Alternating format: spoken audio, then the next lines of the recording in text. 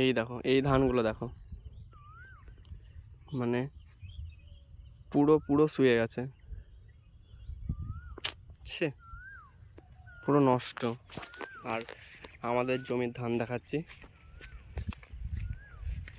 তো এই দেখো, এই দিকেও সব ফেলে দিয়েছে, মানে হাওয়াটা এই দিক দিয়ে এসছে, এই দিক দিয়ে পুরো গেছে। তো ধান পেকে গেছিলো, বাট অনেক ছেড়ে গেছে ধান। এই দেখো, ওই দিকটাই বেশি ধান ছেড়েছে। তো আর মানে 2-3 দিন পরই ধানটা কাটা হতো। তো প্রচুর ঝড় হয়েছে, প্রচুর। আর চলো ভুট্টার গাছটা দেখাই তোমাদেরকে।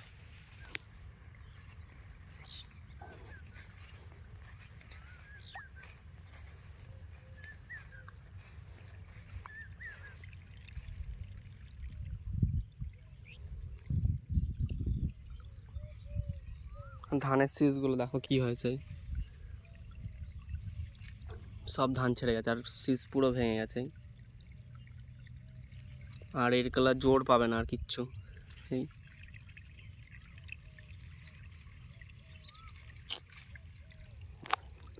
মাঠে এসে মুডটা খারাপ হয়ে গেল।